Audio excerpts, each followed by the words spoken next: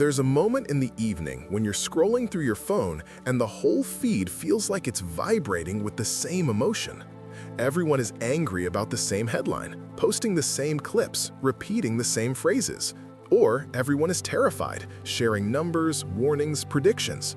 Or everyone is celebrating, declaring that one person, one event, one side is finally going to fix everything. As you scroll, you feel your body respond. Your chest tightens a little, your jaw clenches. There's a pull in your stomach, like a current grabbing your legs in the ocean. Part of you feels relief. Okay, I'm not the only one who feels this. Part of you feels pressure. If I don't say something, will that mean I'm on the wrong side? You think of reposting, typing a comment, joining the chorus. For a second, it feels good to be swept up in something bigger than just your own worries. But then, quietly, another feeling shows up: unease. It's like watching a storm form on the horizon and realizing you're already standing in the wind. That feeling doesn't only come from social media. You notice it at work when a rumor starts about layoffs and suddenly the whole building feels tense. People huddle in hallways, whispering names, predicting outcomes. Someone shares a half-true story, and before lunch, it's become reality in everyone's head. You find yourself joining in, even if you're not sure it's accurate. Or it shows up at a protest, a game, a concert, anywhere there's a crowd. In the beginning, you feel connected, energized, like you're part of something meaningful. And then, sometimes, there's a turn, a moment when the energy shifts from shared purpose to something sharper. A chant gets uglier, a joke becomes a threat, a them appears. In your family, it surfaces at gatherings when one topic, politics, money, identity, lights a fuse. People who were laughing 10 minutes ago are suddenly polarized, talking like enemies instead of relatives. Phrases like "people like that" and "they always" and "we never" start to appear. You can feel the room splitting into camps, and even if you try to stay neutral, someone tries to pull you in. All these scenes have the same. Your individual self gets blurry, and something collective starts speaking through you. Most of us are taught to think of psychology as a personal project. Your childhood, your traumas, your blind spots, your healing. But there's another layer just as powerful: the psychological life of groups. Families have moods, cities have moods, whole countries and generations carry shared fears, shame, and pride. Jung's language for this was the collective unconscious, a deep layer of psyche that isn't just yours or mine, but ours. Within that, he saw something very similar to what he called the personal shadow, a collective shadow. The personal shadow is everything about yourself you don't want to admit: anger, envy, selfishness, fear, need, vulnerability. The collective shadow is everything a group doesn't want to admit about itself. We are kind, we are rational, we are victims, we are advanced, we are chosen. Anything that doesn't fit that story, cruelty, hypocrisy, aggression, ignorance, complicity, gets pushed out of awareness and projected onto someone else. You can hear the collective shadow in the way groups talk about those people, not as complicated, real humans, but as a single, flat thing. They're animals, they're stupid, they're brainwashed, they're evil. You can see it when a society claims to stand for peace while glorifying certain kinds of violence, or praises freedom while ignoring systems that keep some people trapped. History books often tell you one version of the story: the noble intentions, the heroic moments, the progress. The parts that don't match that self-image get left out, minimized, or blamed on a few bad individuals. That's how the shadow forms at a collective level. Not from one person being malicious, but from millions of small decisions to look away. The same way a child learns what is acceptable to show and what must be hidden, cultures teach people what fits the group's story. A girl in one culture might be told, directly or indirectly, that good women are selfless, soft, forgiving, and that anger, ambition, and clear nose are ugly.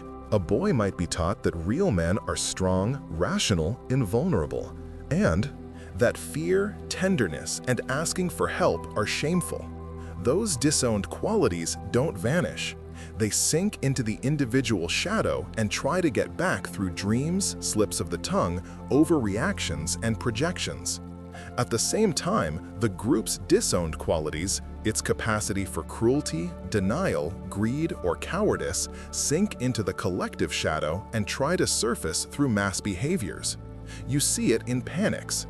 Something happens, a virus, a financial crash, a political event, and fear spreads faster than information. People start hoarding, not just from rational planning, but from a deeper instinct that says, if I don't grab now, there will be nothing left. Supermarket shelves empty. Conspiracy theories bloom. You see it in scapegoating, a problem that's complex and painful. Economic inequality, climate breakdown, cultural change gets squeezed into a simple story. It's because of them. One group becomes the container for everything frightening and out of control.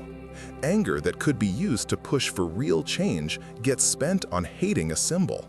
You also see it in hero worship and mass idealization. A leader, a guru, an influencer, a politician gets cast as the one who will save everyone, who has all the answers. People pour into them everything they've disowned in themselves: strength, wisdom, courage, clarity. For a while, it feels hopeful, finally someone who will fix things. But because the image is unrealistic, it eventually splits. Disappointment sets in. Sometimes the same crowd that once adored someone turns on them with the same intensity, as if that person betrayed them personally. In both phases, idealization and vilification, the individual is less important than the projection. They become a canvas for the collective shadow and the collective longing. There's a more subtle version too, in everyday trends and jokes. When a certain group is always the punchline, when certain accents, bodies, or ways of living are always framed as ridiculous, that's often a clue. The collective shadow is marking some people as less than, so others can feel more than. When a whole culture seems obsessed with productivity, hustle, and optimization, constantly shaming laziness, you can guess what's in the shadow. Exhaustion, grief, limits, the need for rest. When a cultural space prides itself on being logical and above emotion, dismissing feeling as weakness, the shadow will contain all the fear, all the vulnerability they don't want to see. And it will leak out in irrational panics and rigid dogmas dressed up as reason. The danger isn't that groups feel things together. Shared emotion is natural. The danger is when a group refuses to see its own capacity for the very things it hates. We could never do something like that. Our side is different. The moment a group imagines itself as purely good, purely rational, purely victimized, it has already started feeding its shadow. Because no individual and no group is only one thing. To insist on a pure image, you have to exile a lot of reality. On a personal level, the cost of ignoring the collective shadow is that you become easier to hijack. You might find yourself saying things you don't fully believe just because everyone around you is saying them. You might sign on to actions that make you uneasy, but you override that tension because you don't want to stand out. You might feel waves of anger, fear, or disgust that stick around longer and hit harder than makes sense for your own history. Afterward, there's a hangover, a sense of, that didn't feel like me, or I got carried away, or I don't know why I was so certain. That's the feeling of being moved by something collective without realizing it.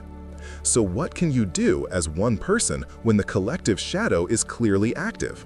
It starts the same way personal shadow work does, with noticing. When you're in a group, online or offline, and you feel your emotions suddenly spike, pause internally. Ask yourself, is this all mine, or am I plugged into something bigger? You may not get a clear answer, but the question itself wakes you up a little. Notice your body. Are you breathing, or are you holding your breath? Is your heart racing? Do your shoulders feel like armor? Those cues tell you your nervous system is in a threat state, even if no one is physically attacking you. In that state, you're more likely to move with the group than with your own values. One practical practice: when you're about to react publicly, post, comment, pile on, give yourself a rule.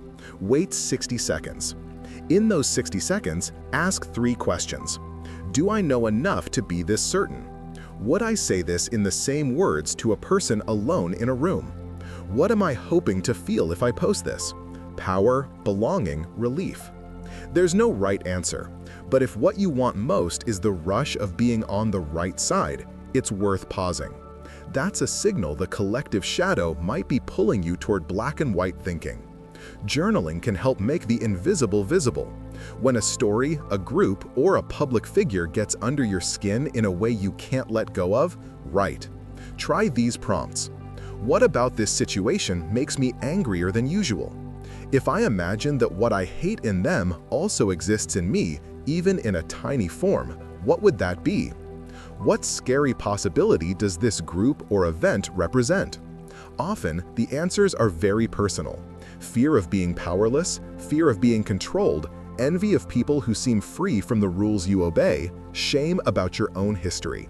Seeing that doesn't excuse harmful behavior out in the world, but it does keep you from using the outside as a dumping ground for everything you can't face inside. Another practice. Limit your exposure to collective nervous system triggers. Constant news, outrage cycles, and algorithm-feeding feeds are like open doors for the collective shadow to run through your house all day. You're allowed to close some of those doors. That might mean checking news once in the morning and once at night instead of every hour. It might mean choosing a few trusted sources instead of 20 conflicting ones. It might mean leaving certain group chats, muting certain threads, or refusing to read comments on certain platforms. You're not ignoring reality.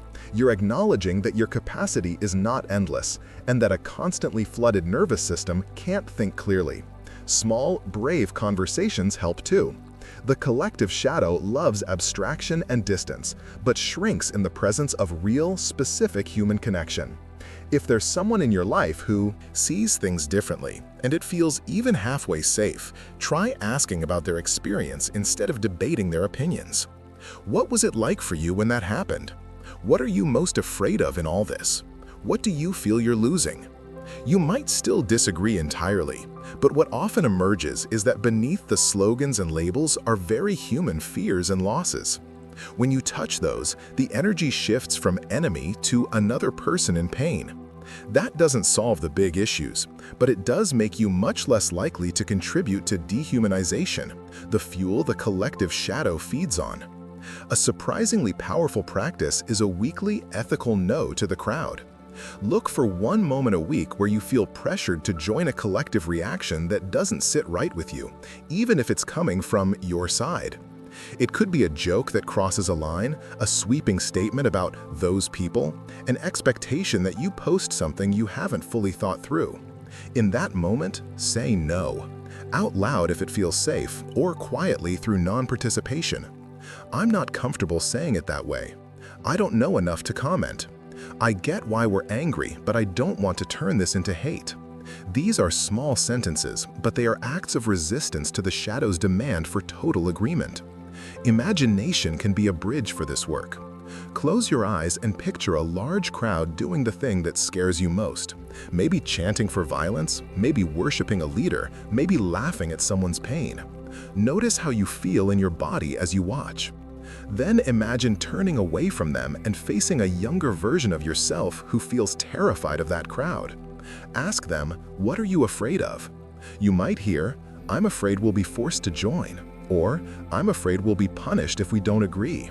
Or, I'm afraid we're just like them. Then imagine an older version of you standing beside you, calm and grounded, saying, we can see this clearly and still choose differently. You're not pretending the danger isn't real.